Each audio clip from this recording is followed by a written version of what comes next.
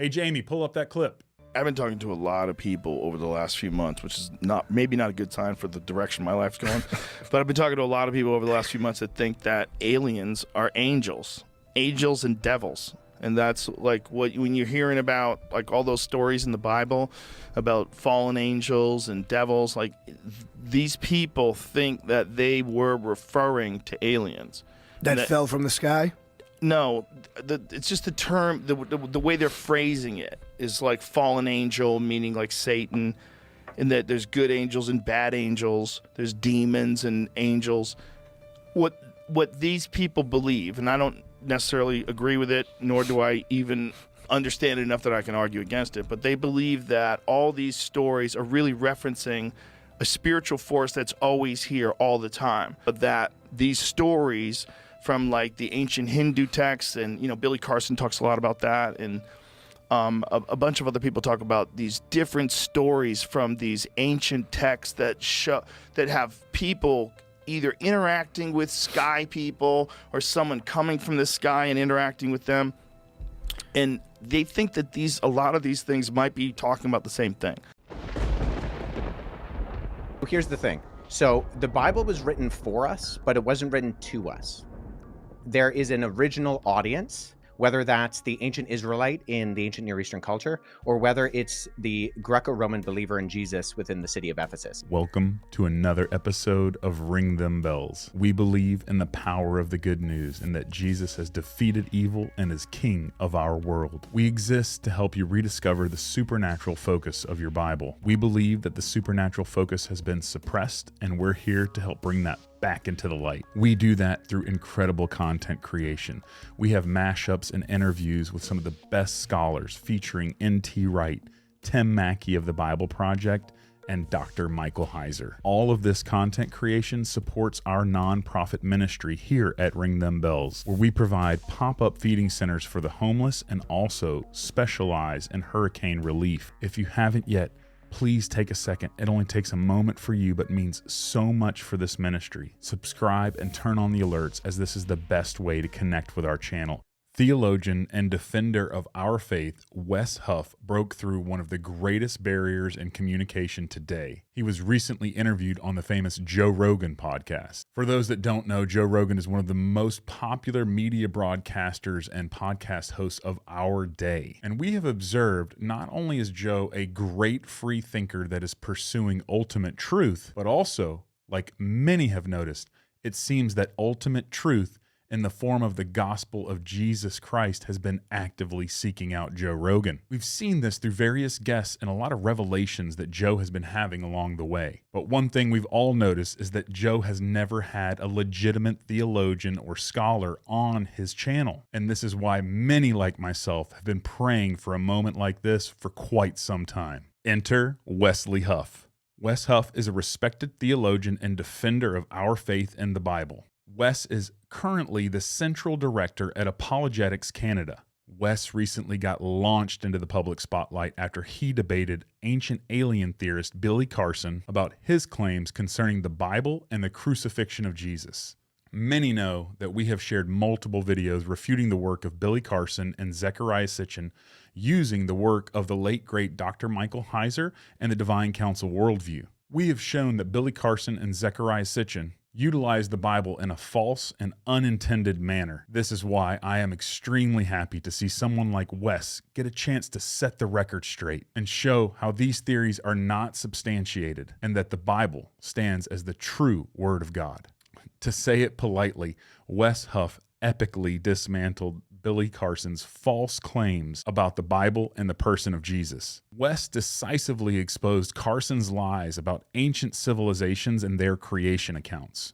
After its release, the internet literally erupted. It went viral, and so many who blindly followed Billy Carson were now not only seeing his outright lies, but also simultaneously being exposed to the truth and beauty of God's Word. Many have sensed that the Lord is working through this moment. Many can feel God bringing a cultural revival and spirit-led movement of actual biblical truth into the spotlight through this Rogan revelation. All this buzz has led to Joe Rogan, arguably one of the most cultural significant thinkers of our day, to seek out an interview with Wes Huff. The interview between Joe Rogan and Wes Huff happened this past week. Many, like myself, have been eagerly awaiting for the drop of this interview. But as of the creation of this video on Friday, January 3rd, we are all still waiting. This is an epic moment for our faith, and personally, as someone who loves and listens to both Wes and Rogan, I believe that this is something God can use in a big way to further his kingdom here on earth like it is in heaven. So while we wait, I wanted to share some insights and help break down this epic debate between Billy Carson and Wes Huff. Something to help give us more context when we have the interview between Rogan and Huff drop. Although Wes put on a masterclass of a debate, I believe I have some insights that Wes missed that can help bridge this gap even further. Using the work of Dr. Michael Heiser and the Divine Council worldview, ultimately the truth of the scriptures, I'm going to show how the Bible actually does copy and record exact quotes from its surrounding cultures and their creation accounts.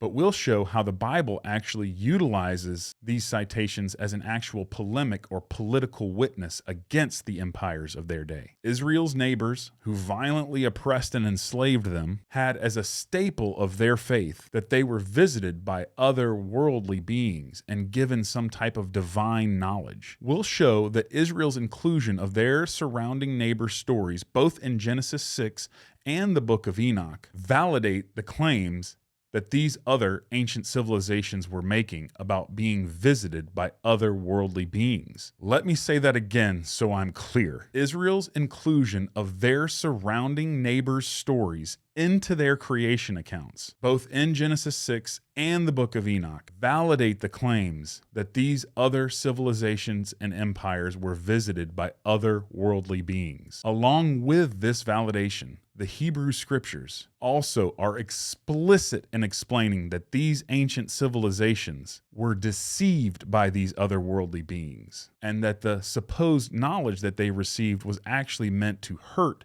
and harm humanity. The Hebrew scriptures actually claim that these otherworldly beings were actually rebellious spiritual beings from God's own dimension who are now in a state of rebellion and against humanity and have partnered together to cause chaos. If this is news to you, boy, oh boy, is this the channel for you. All of this will make a lot more sense as we dive into this epic debate between Billy Carson and Wes Huff. Before we get started, it's important to note that this debate was centered around Billy Carson's claims about the Bible not being reliable or accurate, and also that the crucifixion of Jesus was not included in the earliest Christian documents. Billy Carson will also argue that the Bible is illegitimate based upon the legacy and accuracy of these ancient civilizations to be able to predict astronomical signs and exact orbit patterns. Billy specifically says that their accuracy and superior knowledge somehow disproves the legitimacy of the Bible. We will actually argue that Billy's claims about these ancient civilizations and their ability to predict these astronomical signs and orbits is actually accurate. However, even though we're going to show that they're receiving this knowledge is accurate, we're also going to show that these proofs actually validate the claims of the Hebrew scriptures and how that this divine knowledge was actually meant to hurt humanity and that these empires were not representing the one true God. Buckle up because it's only going to get weirder from here. We believe the Bible is a unified narrative, meaning it was purposefully designed to read like a story. So before we get to the Wes and Billy debate, let me give you a little bit more of context about what we're talking about and what the Bible has to say about all of these divine beings and their supposed knowledge. As always, let's start at the beginning. In Genesis 1, God creates a beautiful, ordered reality out of darkness and disorder so that life can flourish. He appoints humans as his representatives to rule over all of it, and 7 times God calls it good. Yeah, I experience that kind of goodness often in the world, in things like beauty and truth, love and generosity. But in Genesis 3, we meet a creature who's in a state of rebellion against his creator. We're not told yet why or how he rebels, but he's on a mission to ruin God's good world for other creatures. This thing is trouble. Yeah, this creature is the Bible's first portrait of evil. It distorts what God has purposed for good. ruining and dragging creation back into darkness and disorder. So the humans join the spiritual rebel, which leads them back into chaos and death. And from this point on, the human rebellion is interwoven with a spiritual rebellion. When biblical authors like Moses or Isaiah looked back at the origins of Babylon, they saw more than just a human rebellion, but also a spiritual rebellion. What was this spiritual rebellion? Well, there were members of the divine council who, like the humans, didn't want to represent God's authority anymore. They wanted to be God, and they rebelled. And so these created beings deceived humans into worshiping them instead of the Creator. And so Babylon becomes the biblical image for the combined human and spiritual rebellion. And so God scatters the people from Babylon into different nations. And in the book of Deuteronomy, Moses says, this is when God also scattered the rebels of the divine council with them. So the nations are handed over to spiritual rulers. Yes, and this is why when the biblical prophets look out at the violent empires of their day, they see two dimensions to all the chaos and injustice. Human rebels who are being corrupted by the worship of spiritual rebels. Okay, so remember the concept of God's heavenly staff team, the divine council, or the sons of God. In the Hebrew scriptures, we're told that some of these rebelled too. When did that happen? Multiple times, actually. After the snake comes the rebellion of the sons of God in Genesis 6. We're told that they have sex with women who then give birth to violent warrior giants. Oh, right. The Nephilim. These are probably the strangest characters in the whole Bible. Well, strange from your point of view, but ancient readers knew exactly what was going on. The ancient kingdoms around Israel claimed to be founded and protected by giant warrior kings who were part human, part God, and filled with divine wisdom. Ah, I see. So the biblical authors are saying, hey, those warrior kings, they shouldn't be honored. Right. In this story, they're portrayed as human rebels who are captive to spiritual evil, spreading their violence in God's good world. Yeah, and one of those kings in Genesis 10 goes on to build the city of Babylon. Yes, Nimrod, whose name sounds like the Hebrew word for rebel. And his kingdom leads to the next rebellion, where humans exalt themselves in Babylon. But God scatters that rebellion. And when Moses in Deuteronomy looks back at that story, he says that's the moment when God handed over the nations to worship the rebel host of heaven, the gods of money, sex, and military power. Moses is the first one to call them demons, that is, lesser spiritual beings. So demons are spiritual forces at work behind corrupt human power structures. Yes, but in the Bible, they also work on the personal level, animating and exploiting humanity's greed and selfishness, as well as the weakness of our mortal bodies. In the Bible, spiritual evil is at work in anything that drags God's good creation back into chaos, darkness, and death. So this is why when Jesus arrives on the scene, he said his primary enemy is not human. Right. Jesus and his first followers viewed all the pain and suffering in God's good world as a sign of its captivity to death and spiritual evil. But they didn't think this was the end of the story. Right. Jesus knew that the only way out of this cosmic ruin is to overcome evil and death itself, even if it costs him everything. Okay, wow, that was amazing. And I just want to say those clips come from the Bible Project. They are an amazing resource. If you haven't checked them out, you should. You can find them on YouTube. They have their own app. Just go to BibleProject.com.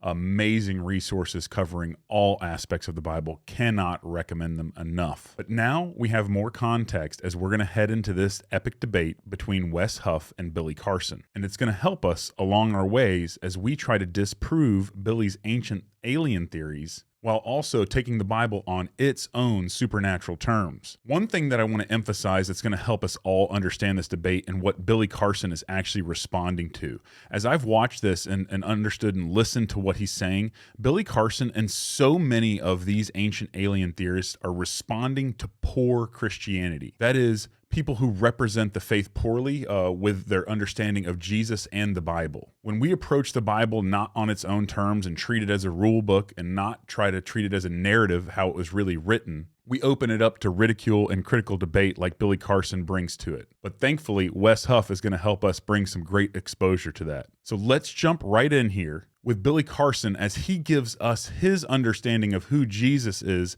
and also his claims of how the crucifixion wasn't included in the earliest of Christian documents. And if you want to, I guess, go first, Billy, as to how you came about like the findings where it seems that Jesus was not crucified, or that's not accurate. Sure. And in my videos, and if you listen to the podcast, the statement is according to the Sinai Bible. Okay, according to the Sinai Bible, Jesus wasn't crucified in that Bible. And that Bible predates the King James Version of the Bible, and the text there actually is about 12 to 14,000 differences between the Sinai Bible and the King James Version of the Bible, which came much later. And then also one of the things that were interesting is that they discovered the book of Jesus' wife, which is at the Harvard Seminary. Which, according to some scholars, that's a little controversial, but they claim that this is an accurate record that Jesus may have even been married, which then, adds more, if that's true, it adds more to the hypothesis that maybe he wasn't crucified. I just personally believe that Jesus was an amazing human being. I don't think that he was the Son of God in the sense that he's God, but that we're all gods. As he said, ye are gods, and that we're to do greater things in him. And I just personally believe that the return of the Christ is the return of the Christ consciousness. When we can all achieve a certain level of knowledge, wisdom, passion, understanding, empathy, love that he came to this planet with, and we get that in our mind and our conscience, and we can act on those incredible emotions and that understanding, that the whole world is going to transform instantaneously. And I think at the second coming is the coming of the Christ consciousness to the planet, not a human being flying back to Earth to save people. That's just my personal understanding of how I've perceived it over many, many years of going through this information and going through all this text. First, I want to focus on how Gnostic everything that Billy just said. If you don't understand what Gnosticism is, look it up, Google it. But it's this ancient thought process of understanding things and getting to things through superior knowledge, and only a few people can get there. It crept into the church right after the beginning of it. We also have something that he mentions there, Christ consciousness. This is a thought and this reverse engineering of a word of Christ that is completely misrepresented by scholars and people like Billy Carson to say that Christ means anything other what it meant in its Jewish context. Christ meant Messiah, chosen one. We have a whole video series, I'm going to pin that above, of going over exactly what that is and what that means. And so many have removed that word from its Jewish context to try to make it mean some Platonic or philosophical idea, and it's just like a poor way of reverse engineering a word into its a modern context that the original authors did not intend. So just wanted to bring that point up. But Billy gives us his I guess, Gnostic flavor of who he thinks Jesus is, and he made some striking claims about the crucifixion not being mentioned in these early texts, and he talked about the Sinai Bible. Now, Wes is going to help us understand and see where none of that even makes sense, and he's going to have Billy backing up on his heels very quickly. Check this out. And Wes, I'm gonna let you respond to that. I really appreciate the fact that you seem to have investigated to a certain degree some of these facts. Do you mind if I ask a clarifying question? Sure. When you say the Sinai Bible, what are you referring to specifically? It's the biblical text that was written. It made it into you can actually look it up on Amazon. It's a Bible called, I have a version at home. It's called the Sinai Bible, right, from Mount Sinai. I'm assuming that's the mountain that they're referencing there. But they put together their own version of the biblical text prior to the King James Version being put out. Sure. So when you refer to the Sinai Bible, would you be referring to Codex Sinaiticus? Like the codex that comes... Okay. That's why I was trying to get some clarification, because so you can actually go and see Codex Sinaiticus is at the British Library. So you can go and see it. It's on display. And the British Library has actually digitized the entire manuscript. So I work with manuscripts in my linguistic work. I'm an expert on early Christian scribal culture, and particularly in Greek and Coptic manuscripts. I actually have a facsimile. So I have a photocopy that was done by the British Library of Codex Sinaiticus that I work with in my office. So I have it here. And the only reason I asked for clarification is because I want to make sure that what I'm addressing is actually what you mean, Gotcha. and not addressing something else. Because the Codex Sinaiticus in particular is just it's a 4th century Greek manuscript. Mhm. It comes from approximately between 325 and 350 AD. And its text of the Gospels reads almost identical to the modern Greek text that we develop translations from. So my curiosity is just simply in kind of exploring when you say that it denies the crucifixion or that the crucifixion isn't there.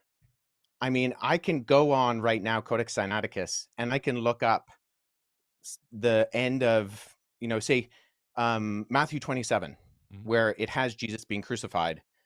And that's in Codex Sinaiticus, or, the John 19, or any of the other ones. So I think my confusion is that it doesn't read any differently. So actually, are you able to pull up a website with the viewers or listeners or whatever be able to see that right now to make sure I have the right the version that I'm looking at? Where was that piece I found discovered? the text where I was referencing. Actually, I was misquoted. I misquoted there. It's the Gospel of Barnabas. Okay, yeah. Well, so that's good. So let's deal with that too, because I've actually worked with. There are 2 manuscripts of the Gospel of Barnabas. The Gospel of Barnabas is a really interesting document because it is a known forgery. So let's stop and talk about this. That was epic. I love how Wes just presented everything and really just put facts on the table to show that what Billy was saying wasn't just wrong. It was like an outright lie that hadn't even been checked. And he said he misquoted, and then he immediately goes to it. But that's exactly what he said. And that's why Wes started the conversation with clarifying to know what Billy was saying and where it's come from. And he's quoted from saying that multiple times.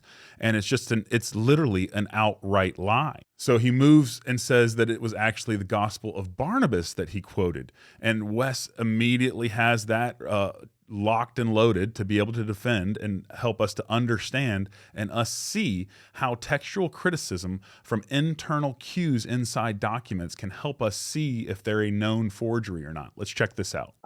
But there are internal problems with the Gospel of Barnabas, which indicate that it shows no actual indication of evidence of coming from or even having knowledge of 1st century Jewish understanding. It actually says Jesus is the Christ, but not the Messiah, which indicates that whoever the author is, he didn't know that those were the same words. And I think a bigger problem is that the Gospel of Barnabas actually paraphrases Dante's Inferno, which was written in 1314.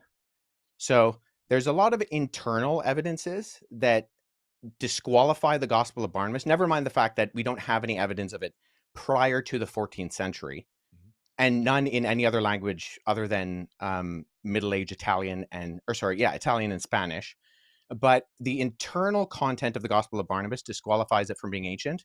And then the fact that it's doing things like paraphrasing Dante, or it also refers to a rule of the time of Jubilee, which was changed in the Middle Ages from what it was in the biblical year of Jubilee. And it goes with the Middle Ages concept, not the ancient concept. So I think what I'm getting at is, so I'm a historian, and I deal with sources. So when I'm looking at sources, I want to make sure that I have a methodology by which I approach any type of source. So if there is something that denies the crucifixion, I want to make sure that I'm analyzing it and that the methodology by which I analyze it actually reveals that the content can be accurately tied to the event. So if we're talking about, say, Codex Sinaiticus, that's in the 4th century. Now that is, I would agree with you, Billy, our oldest copy of the Bible in the sense of cover to cover, Genesis to Revelation copy of the Bible. Right. The problem is that we have individual copies of all 4 Gospels going back hundreds of years before Codex Sinaiticus. So I have a facsimile behind me of P66. This is a late 2nd century copy of the Gospel of John. I work with this particular manuscript. I can just show the screen right here. This is an almost complete copy of the Gospel of John.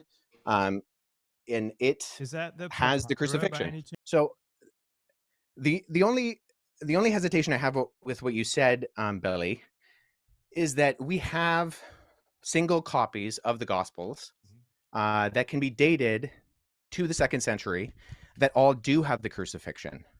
And so if we're relying on something like the Gospel of Barnabas, which is not just like, it's not that there's debate about it, it's that it's a known forgery. I mean, no one's referring to the Gospel of Barnabas as anything other than... If you say it's a known forgery and expert, I'm going to go with that. Let's talk about the Old Testament a little bit and leading up into the New. Well, hold on, because do you mind if I address the Gospel of Jesus' wife? So I just point that out is, once again, with our sourcing, I think we need to make sure that we're going towards not just early sources, but actually credible sources. And unfortunately, neither the Gospel of Barnabas nor the Gospel of Jesus' wife are credible sources in terms of actually, and agreed upon by not just the vast majority of scholarship, but I don't know anybody in the field of papyrology, paleography, historiography, who actually refers to these documents as being legitimate. That's fair enough. I can respect that. So let's go into the Old Testament a little bit.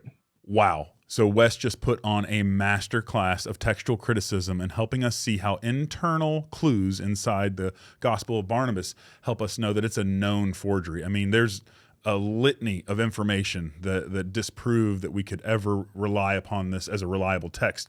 And then also the Sinai Bible, how that was originally quoted by Billy Carson, and then he quickly pivoted to the Gospel of Barnabas, which is a known forgery, but was putting all his stake and claim in the Sinai Bible. And as you see, Billy just, as soon as he's done, he's like, oh, no, we're just going to move on from that. The whole debate was hinged upon these facts. This is what Billy was coming to the table with. This is what he led with. That was his opening proposition, and Wes just completely shredded it. And Billy went to Chat GPT is trying to move on to his next subject that Wes will also shred.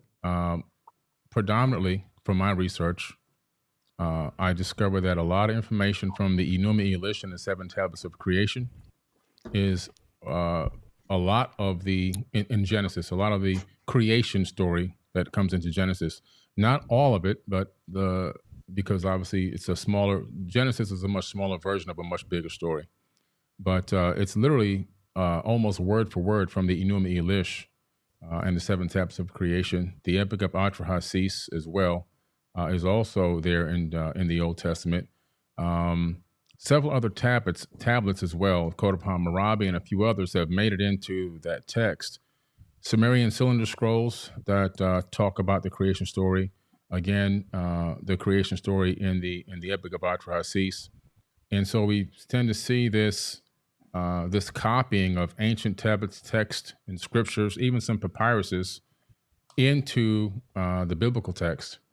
Meaning that my point here is that I think a lot of people are saying that this information was written in real time.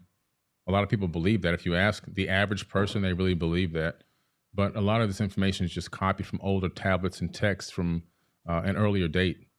That's what I have found, that it's made it into the canonized Bible, but they never reference that they got it from any other ancient texts and tablets that have to do with a totally different civilization with totally different religious beliefs. So now Billy wants to move on to the Old Testament. And this is from what we spoke about earlier. This is when all the connections are going to come in. And what Billy's going to present and say is that the Old Testament, the Hebrew scriptures, actually stole information from other cultures, copied it, forged it, and just the whole Hebrew religion is just based upon forgeries or misconceptions of other ancient cultures that they just put into what they have. And there's no new knowledge or information for what they're doing there, nothing unique. They just just copied and pasted what was on a mountain wall and ended up into their text. So I hear this all the time. This is why you guys are about to love what you're going to see, because Billy has some connection points that actually make sense. Because you see, the Bible actually does include other cultures' information, literally copying it into it. But what it does is it uses it as a polemic or a political witness against the surrounding empires. And what's very important to remember through all of this is that Israel was always underneath the heel or boot of the surrounding empires. They were constantly being captured, enslaved, wars coming upon them. I mean, the whole Old Testament is about this, Israel versus the nations and the gods of the nations.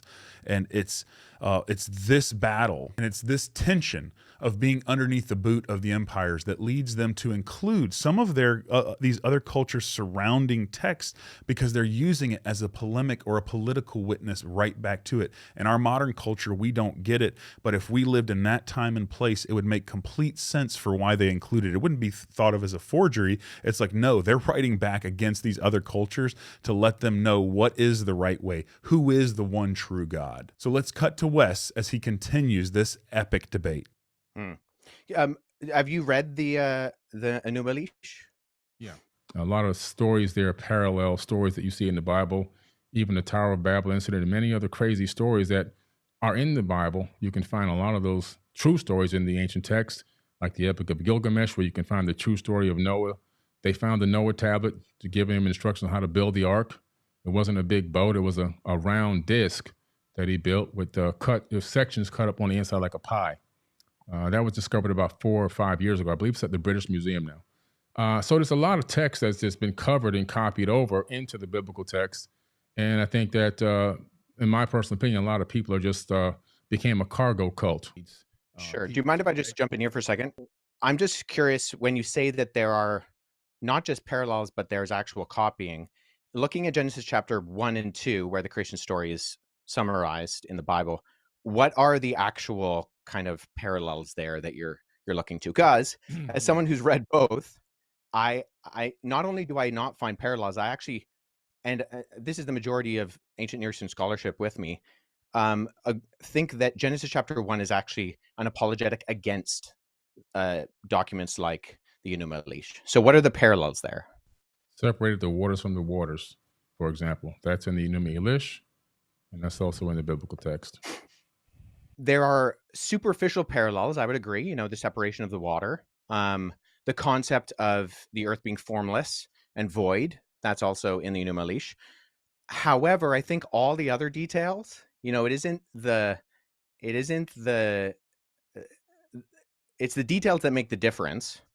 And if we're looking at not the superficial crossovers, but the actual themes and concepts of what it's saying, you don't have a creation within 7 days. I'm not going to take the Enuma Elish and put it into the biblical text.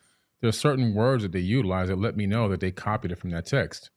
Like, for example, so what words? Separating the water from the waters, the void, the earth being void. That information is literally just copied over. So it tells you that somebody saw that and said, let me add it to this book right here. What's underneath all of this is the key question: what is the Bible? It's not a golden tablet that dropped out of the skies from the gods. The Bible's own claim about itself is that God chose a specific group and a specific people in a specific place in a specific time to record and capture events through oral tradition and writing. Then later, around 300 BC, scribes and editors underneath the influence of the Spirit would combine these texts and stories into one complete narrative that they called the Tanakh. This emphasizes something very important about the Bible.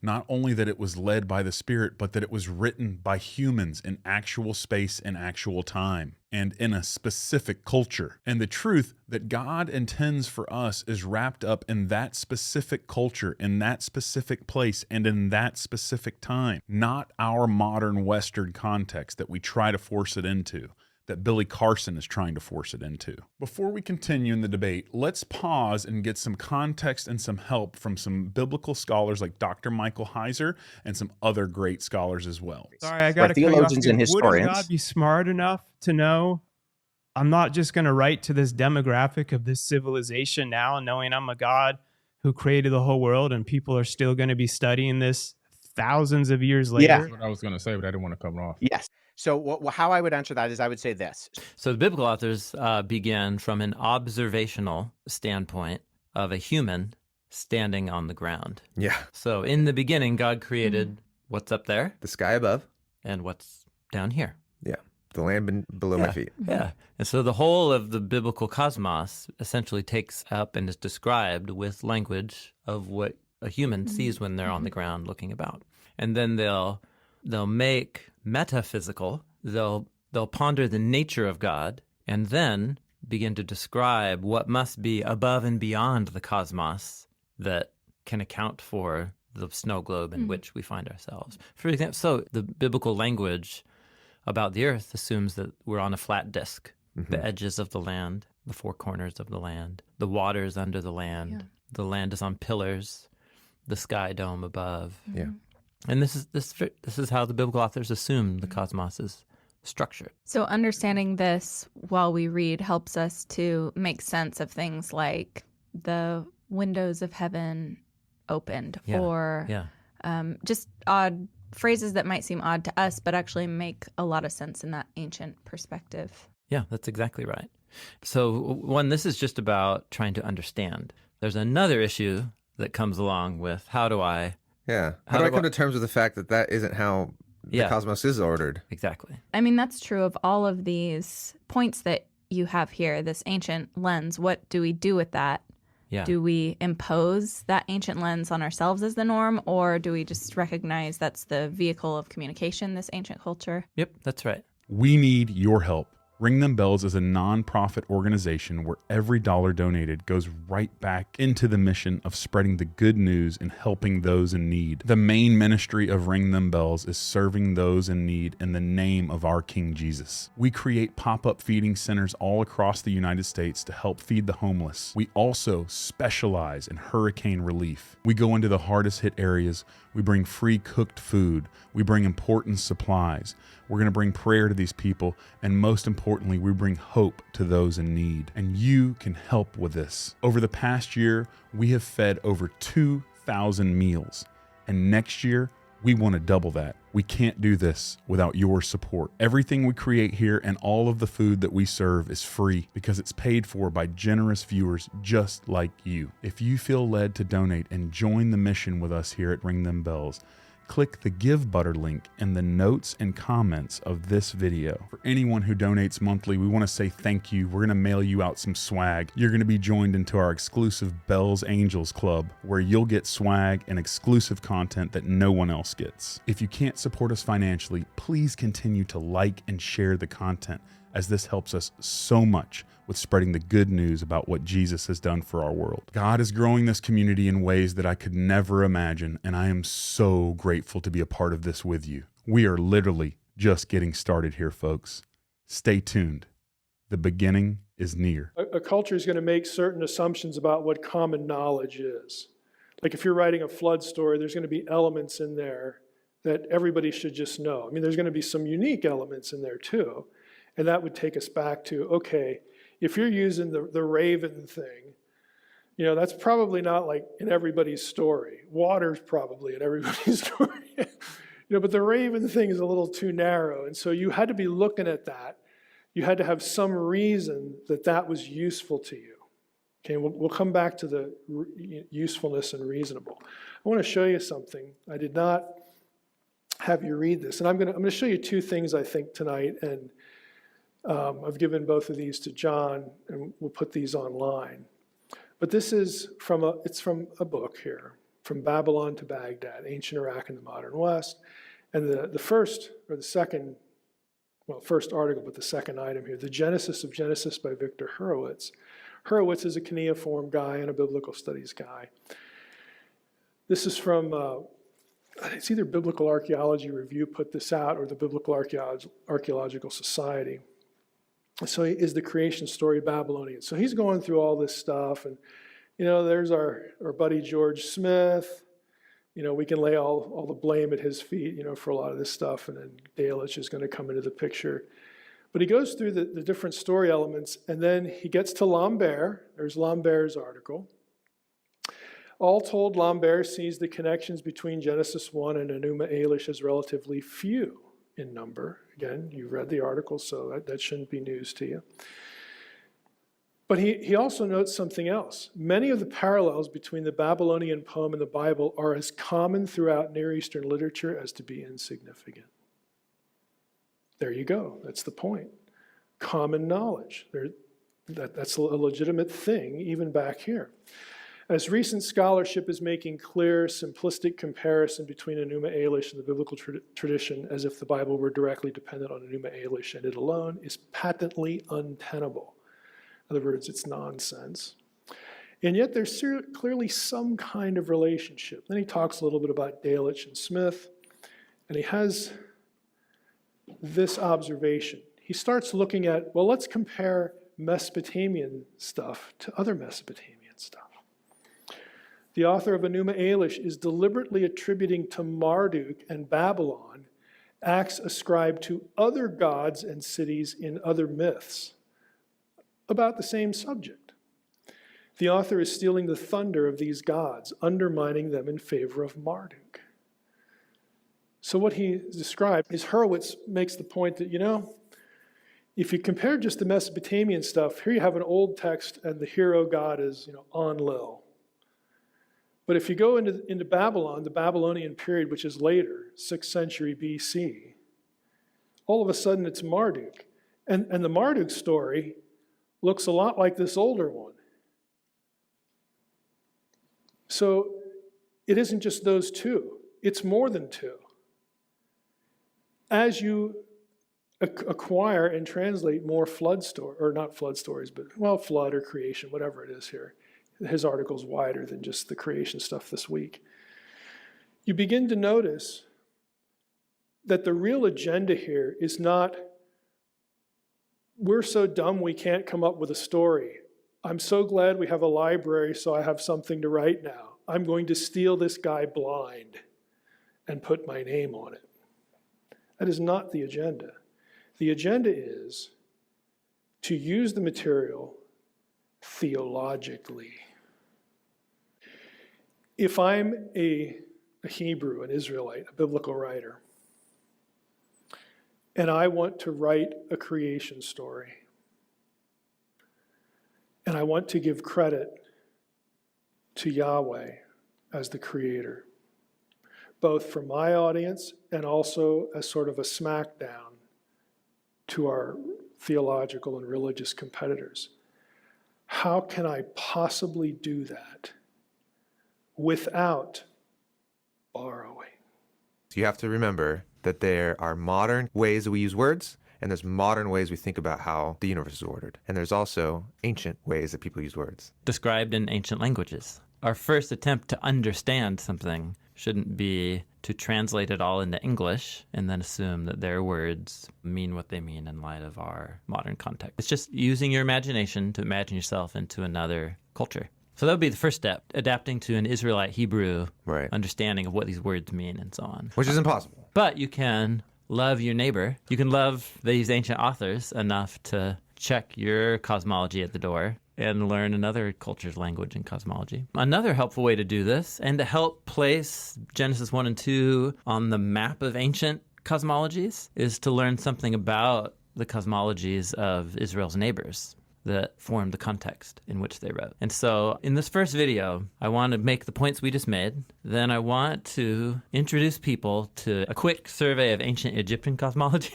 a quick survey of ancient Babylonian cosmology, and then see how Genesis 1 is participating in a dialogue with those cosmologies, making its own unique claims. Because it shares some things in common with them, some things it takes for granted. Mm-hmm. Like we would take for granted in a modern cosmology that we live in a solar system with planets orbiting around the sun. I'm not borrowing that idea. And you're not innovating that idea. Not innovating it, and I'm not borrowing it from somebody at MIT. So there are some things like that in Genesis 1 and 2. It's taken for granted. And that's how the Egyptians talk about it. That's how the Babylonians talk about it. That's how the Israelites thought about it. There are other things where they disagree, and they do it precisely in contrast to their neighbors. And we'll see both of those dynamics. Cool.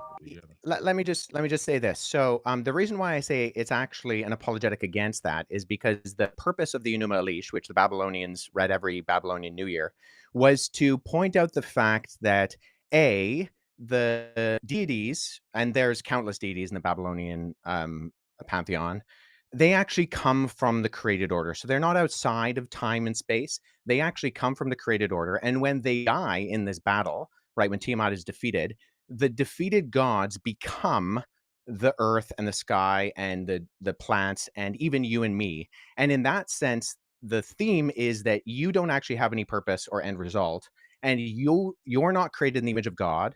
In fact, in the ancient Babylonian system, only the kings were created in the image of God. And what we see that is counter to that is that even, sure, there's superficial, divided the waters, but we find that in almost every society and culture. That's not a parallel as much as it's just a generality. I would say what we see within the biblical account is that God purposefully creates. There's only one God. He purposefully creates, and then he creates, and it's good. And it continues to say it's good 7 times. And then at the end of chapter 1, just for, the thick people in the original audience, it says, and then it was very good. And then he creates humanity, not kings, but simply the humans that he creates in God's image. And they have purpose and meaning, and that instills them with this creation order. And that's not what we find in the Enuma Elish. In fact, we find the opposite in the Enuma Elish, is that the created order is not good. It's a mistake. And that you are not created in the image of God. And there's a reminder that regular people are not created in the image of God. So linguistically, Hebrew does have Semitic ties with Akkadian. It doesn't with Sumerian. Sumerian is a language isolate, a glutinizing language. But I would say, just with all due respect, the parallels linguistically are not there. There might be superficial kind of concepts that are there, but they're so superficial that we can find them in everything. Yeah, but I don't agree with that. I just see if I have all these texts out, there's a lot of different information that you can see. There's a lot of it's been copied word for word into the biblical text. But what's the word for word? This is where I want to pause and go over something that I think Wes missed in his rebuttal. The fact that the Bible actually does contain direct quotes and excerpts from its surrounding neighbors and their creation accounts. Again, this is not a scandal, but it's a literary tool used by the authors of Scripture to speak a word against their surrounding cultures and empires. Before we cut back to the debate, let's check out Tim Mackey and the Bible Project and some actual excerpts of what's included into the Bible that can help provide some valuable context for us. Genesis 1 is crafted and worded with an eye towards all of these other cosmologies. Multiple times in the Hebrew Bible, Psalm 74 is a classic example, you find an Israelite poet accessing and drawing upon these battle of creator versus the dragon stories. So Psalm 74 is... Like Marduk did. Marduk battled the dragon. Yeah, yep. So Psalm 74 begins with a lament from a we, saying, "O God, why have you rejected us? Why are you angry?" And he goes on to say, Jerusalem's been destroyed. But us is Israel in exile. Us is Israel. Jerusalem's been destroyed. Mount Zion in perpetual ruins. The enemy has damaged everything in the temple. They lifted up axes, smashing with hatchet and hammers, burning your temple to the ground.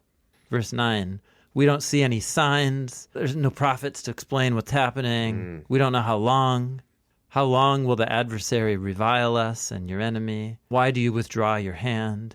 Verse 12, yet... darkness, tohu vavohu. He's describing it. Yeah. And then he says, but God is my king from of old. So within biblical faith, even you look into the face of the most horrendous disorder, and you remember, this is the natural state of things to go this way. Yeah, left to our own devices. This is where it ends I up. shouldn't be surprised. And this poses no ultimate threat to God's royal creative power. He works deeds of deliverance in the midst of the earth. And then here's the line. You divided the sea by your power. You're like, oh, yeah, it's Genesis 1, right? Right? The waters from the waters. Split open the sea. Split, yeah. You broke the heads of the sea monsters in the waters. Yeah, I don't remember that in Genesis 1. Yeah. You crushed the heads of Leviathan, which is a serpent reptile figure. Which is in Genesis 1. Yeah, Genesis 1 has a Day 5, has right? a sea monster. He's made in He's Day one 5. of the water swarmers. Yeah. But there's no talk of God crushing him. No. So here within this poem, we're remembering this poet's conceiving of creation within the Babylonian type of terms. What else is it? It's an Israelite biblical poet drawing on the Babylonian Marduk combat. But putting Yahweh motif. in the place. But Yahweh is in the role of Marduk. And then look, you broke open springs and torrents, you dried up ever-flowing streams. Yours is the day, yours also is the night. Seems like he's going back and forth between the Hebrew one and the Babylonian one. I mean, he's making the Babylonian cosmology work for his Yahweh theology. So he's putting Yahweh in the place of Marduk, but then he's also saying, listen, but Marduk did overcome Tiamat. Mm-hmm. He is more powerful than Tiamat. And so he's saying, listen, even yours is the day, but yours is the night. That's very similar to Genesis 1, where the night is contained now within Yahweh's purpose. So he's remembering that creation was like a battle. But we just got done saying creation's not like a battle. Not according to Genesis 1.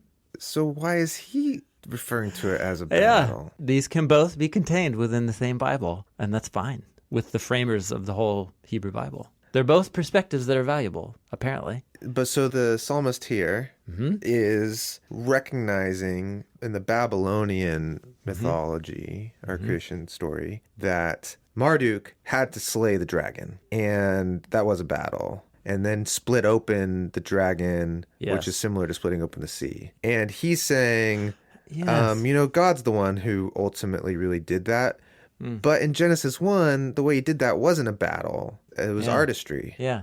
Actually, you know what? Whatever I said a few minutes ago, I think I want to nuance. Okay. This is just occurring to me right now. It's very helpful. I think even here in Psalm 74, we're getting the core claims of Genesis 1 still worked out even here. In the Marduk story, in the Babylonian cosmology, I mean, things could really fall apart if Tiamat gets her way. Mm-hmm. I mean, she's got her horde of armies of scorpion men, and I mean, it's terrible. It's so horrendous. And Marduk's like, if he doesn't step in, and Genesis 1 comes along, and it's just like, nope, not only are the waters not ultimately a threat to God, they're a threat to creation in terms of nothingness, but they're not a threat to God. And he contains the darkness and puts a cap on the abyss, and it makes it serve his purpose. There's something similar here, I think, where he's saying, listen, Jerusalem just got destroyed by the Babylonians. Right.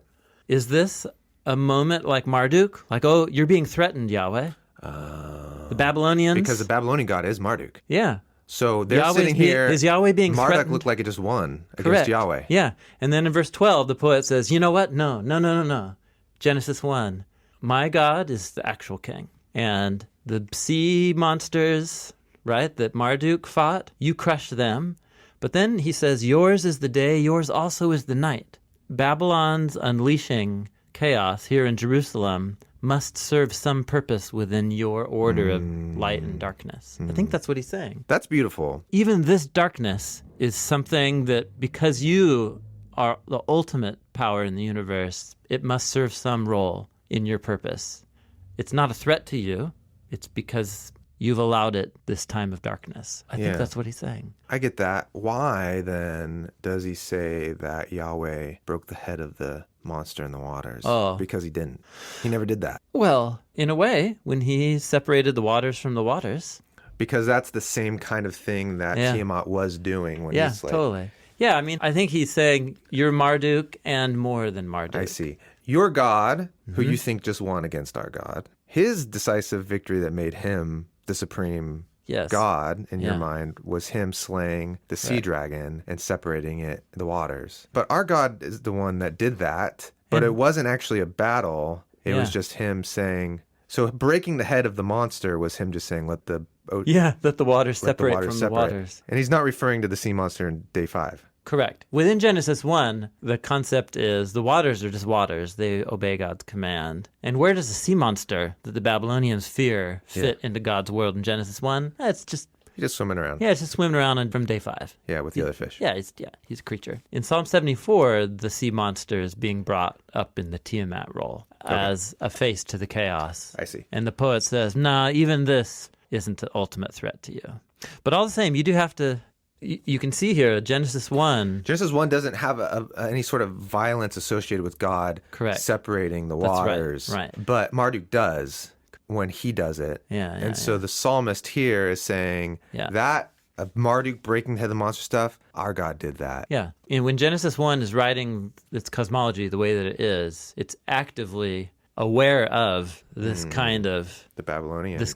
And choosing a different way to frame things to show that their God has no rivals. I love that line, the day is yours and also the night. Also the night. That's a very similar way of saying Yahweh contains the darkness in Genesis 1. He allows it a period, and it can fit a purpose, but ultimately he's the author of light.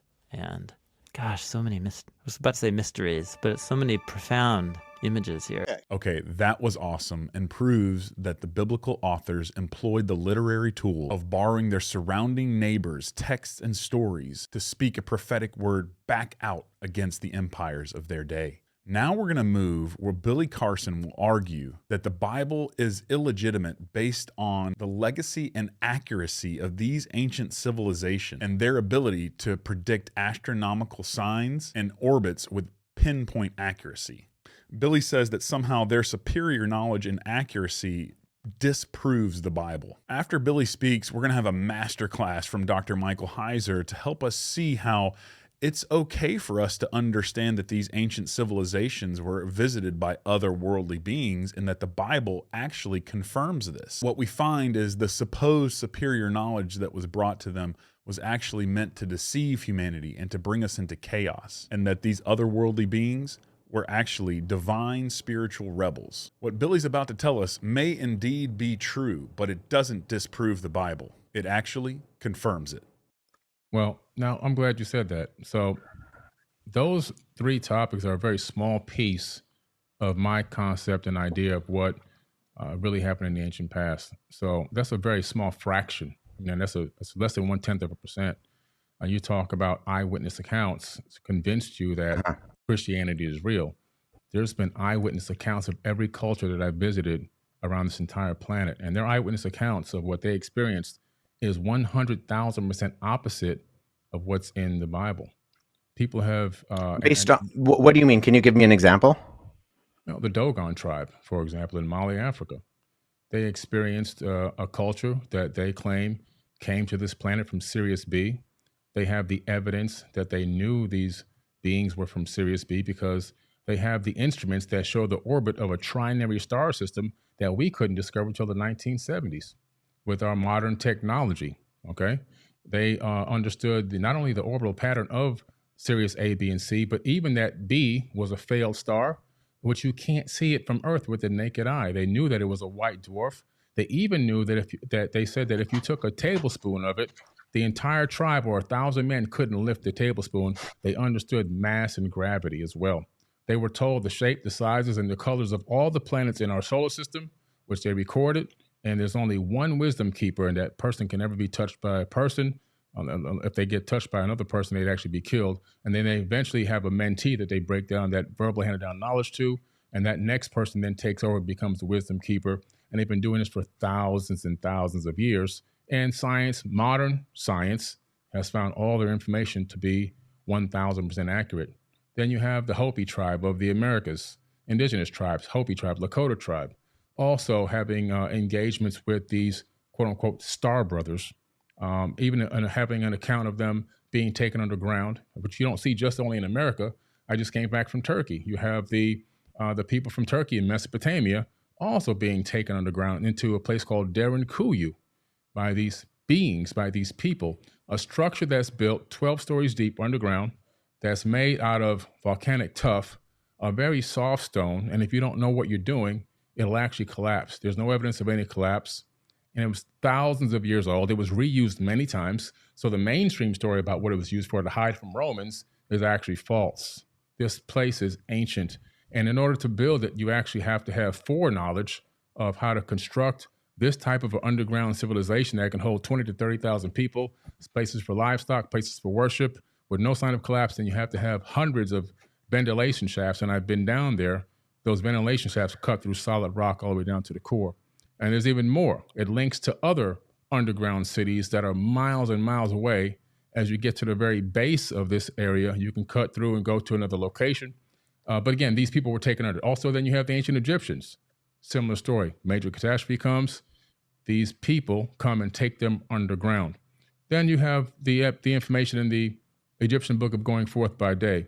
More accounts by people, our ancestors, that have accounts that do not match up with the biblical text. And so all of a sudden we're saying that all these cultures, the Aboriginal people, I can go into them as well. I've gone to walkabouts in the outback. Yeah. And the Aboriginal elders, same thing. They were seated here by Pleiadians. This is their verbal handed down history for thousands of years. And I can go around the world and I can come up with all this information from all these eyewitness accounts from people that should be respected, dignified, and shouldn't be scoffed. And that we're now saying that all this information that they put forward, all their verbal handed down history, all their written history, that's got to go to the side, because this one text is 1,000% accurate.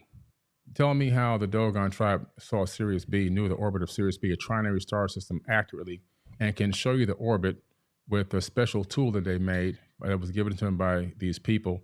How do they know the shapes, the sizes, the colors, and the orbital pattern of all these planets in our solar system and other star alignments that they would use to have something called the Ziggy and planet and their own harvesting and planting and so forth and so on?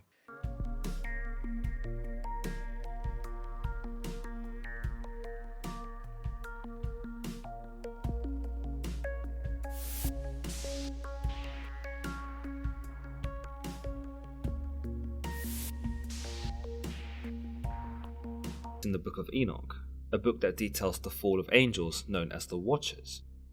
Before the Great Flood, the Watchers were angels that under God's instruction were to watch over mankind and see that all was well amongst humanity. However, in chapter 6 of the Book of Enoch, we are told that the children of men had multiplied and that they had beautiful daughters, which were born unto the world. The angels saw these beautiful mortal women and lusted after them, and decided that they wanted them as wives, and wished to impregnate them with their own seed. It's understood that their leader was an angel known as Semjaza, or Semyaza, and in chapter 6 of Enoch, he actually tried to dissuade them from committing to such a plan, as he says, "I fear God will not indeed agree to this deed, and I alone shall have to bear the penalty of a great sin." A less detailed version of this is also described in Genesis 6:1-8, where we see the Watchers described simply as the sons of God, who were the heroes of old and men of renown. Genesis does not, however, attempt to show us the relationship between the sons of God, or the Watchers, and the mortal women.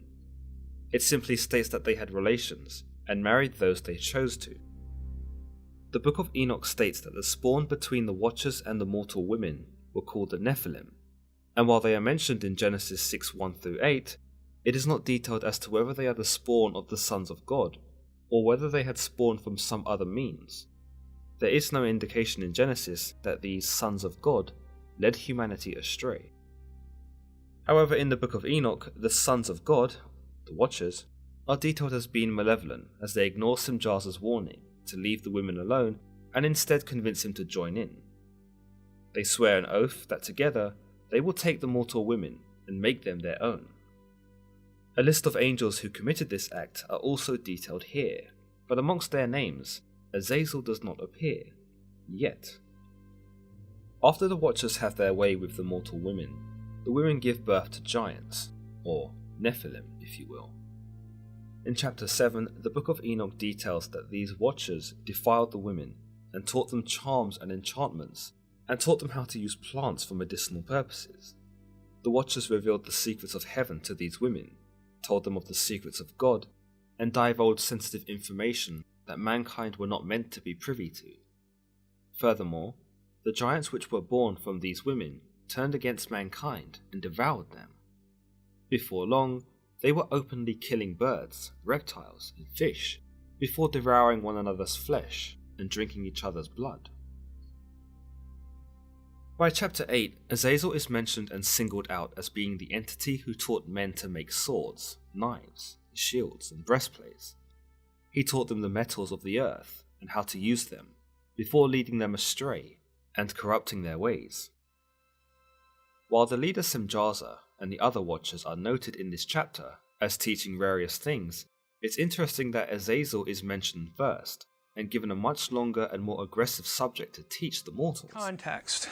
Okay, now that you sort of have the Enoch story in your head, where does it come from? It is a response to the episode that we find in Mesopotamian literature associated with the flood.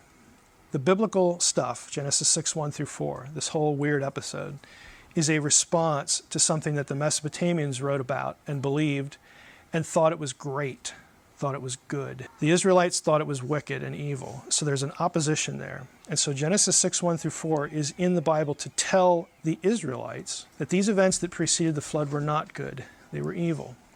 And it's going to ripple out into biblical history in all sorts of ways to sort of make that case. The story centers on the Apkallu. The Apkallu then were the wise divine beings from the abyss, from the underworld, the place opposite the heavens. They were responsible for maintaining the correct balance between heaven and earth. That was the will of the greater gods. And they possessed knowledge from the divine world that sort of made heaven and earth tick. Again, they knew lots of stuff. The scribes of Babylon living after the flood took great pains to establish the notion that their own knowledge, what we scribes know, and therefore the greatness of Babylon. This is why we're so smart, and this is why Babylon's so great. Why? Because our knowledge has been inherited from the Apkallu. You see, in this book, the last note there, you may not have known this, but Gilgamesh is actually mentioned by name in something called the Book of the Giants from Qumran. The Book of the Giants is not part of First Enoch, but it is described by scholars as Enochian material, because a lot of the content of the Book of Giants you can also find in the Book of First Enoch. And there are a couple other giants named there as well, in connection with the flood, before and after, so on and so forth. But Gilgamesh is actually in there. So just that one line, I just want to pause here a second, just that one text tells you that the Jews of this period were reading Mesopotamian stuff. Because you don't just start writing a book and, I need a name for this giant. What should I call him? Gilgamesh. Well, that sounds good. Where'd that pop into my... No, that isn't how it happens. They're reading Mesopotamian material. They had inherited Mesopotamian stuff. It's part of their framework. It's part of their, scholars would call, cognitive frame of reference. And they could tell, they knew, because they were familiar with the material, they could look back at Genesis 6:1 through 4 and say, oh yeah, we know what's going on there. We know what that's about. And again, they write about what that's about in books like the Book of the Giants, books like First Enoch. Again, this is all a matrix of ideas. And the reason, again, it's unfamiliar to us, it's because we're not allowed to read that other stuff. If you did, the lights would just go on in different places as you expose yourself to material. Have you ever wondered why, when you read Genesis 6, let's just go look at it. You go Genesis 6. The Lord saw that the wickedness of man was great in the earth, and that every intention of the thoughts of his heart was only evil continually. How in the world do you go from a transgression of supernatural beings, they're the villains, to all of a sudden in verse 5, humanity is hopelessly corrupt? It really looks like, I used to wonder this a lot, like, what do the first 4 verses have to do with verse 5? They're totally disconnected if you don't know the backstory. Again, the backstory, all of these elements are there. You have interference, the sons of God, with humanity. And in the Babylonian version, they teach us wonderful things. They teach us about drugs, and they teach us about astrology, and they teach us about dark arts. They teach us how to do, all sorts of things. And we're Babylon. We're the greatest civilization on the earth. We conquer everyone, okay? But to the Israelites, it's like what these guys did, the sons of God, these divine beings, coming down, cohabiting with women and all that stuff, and producing Nephilim. What this was the result of was, in our case, we're just Israel. In our case, their descendants tried to wipe us out at Canaan, so they were lethal threats. And what they taught people corrupted humanity. It led to the proliferation of depravity. And since Enoch knows the Mesopotamian story, if you read the Enoch version, he has all of that laid out. And that's the literature that Peter dips into in 2 Peter, So when Peter dips into the angels that sinned and the flood story to castigate false teachers, it's very logical for him to do so. Because the idea in ancient Judaism was that, again, the reason why we have so much evil and sin is, yes, Adam and Eve fell. There was a divine rebellion, so he's part of the blame. Humans are part of the blame. But then when you get to Genesis 6, it's like what happened here led to the explosion, the proliferation of depravity throughout the earth. Again, whoever wrote Enoch knows the full backstory that's behind Genesis 6, 1 through 4. Whoever wrote Genesis 6, 1 through 4, Moses or somebody else, they know the story too, but they've condensed it, and they don't bother to tell their readers all of the backstory because they just assume their readers know it. They just assume that. You know, unfortunately for us, we don't know any of this stuff. We don't know about the Apkallu story. We don't know, that Genesis 6, 1 through 4, 1 through 5 is responding to that Mesopotamian story. We don't know what Enoch's doing. In fact, we tell people not to read Enoch because it's not a biblical book, and it's not. It's not inspired. It shouldn't be part of the canon. But a book doesn't have to be canonical to be important.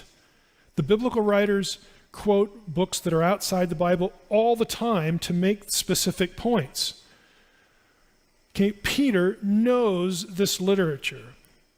And because he's read it, he has a fuller picture of what Genesis 6, 1 through 4 means, how it operates, why it's there, why the first 4 verses make sense of the 5th verse, the human wickedness, it juxtaposed to the sons of God event. Peter understands that, and he uses it in his discussion to avoid false teachers. It makes perfect sense across the board for him to do this. The thing is, we are cut off from the context, both by being cut off from the data, and unfortunately, as of 2010, we at least had a scholar who marshaled it all together and published it in an article you can actually get. We're cut off from the data, but our tradition, the way church, evangelicals and all traditions of Christianity have approached Genesis 6, 1 through 4 to strip out the supernatural elements and say there's nothing going on here with angels or supernatural beings, citizen, move along. And trying to explain away the Nephilim, trying to explain away what Peter's doing. Nobody did any of that in antiquity because they understood what the thing was about. Okay, we are living on the other side. We're living on top of 2,000 years of avoiding it, of cutting it off, of obscuring it, of hiding it, of running away from it.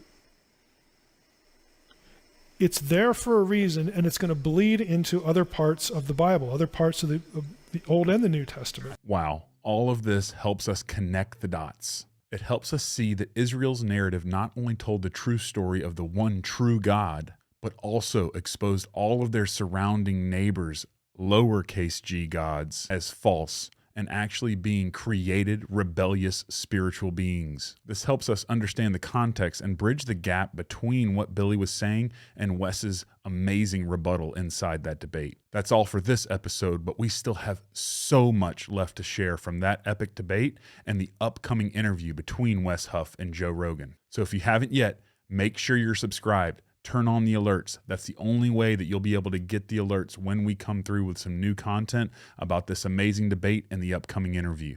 As always, stay tuned. The beginning is near. We need your help. Ring Them Bells is a non-profit organization where every dollar donated goes right back into the mission of spreading the good news and helping those in need. The main ministry of Ring Them Bells is serving those in need in the name of our King Jesus. We create pop-up feeding centers all across the United States to help feed the homeless. We also specialize in hurricane relief. We go into the hardest hit areas. We bring free cooked food. We bring important supplies.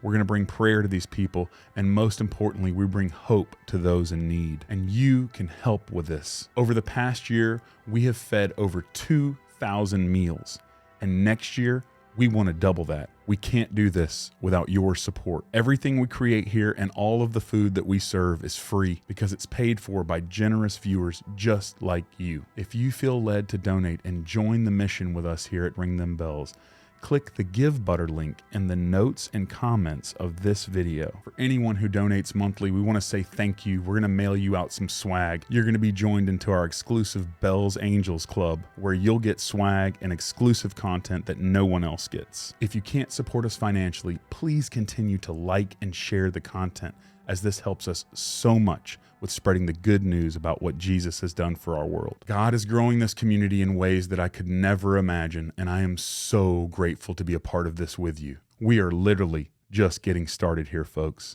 Stay tuned. The beginning is near.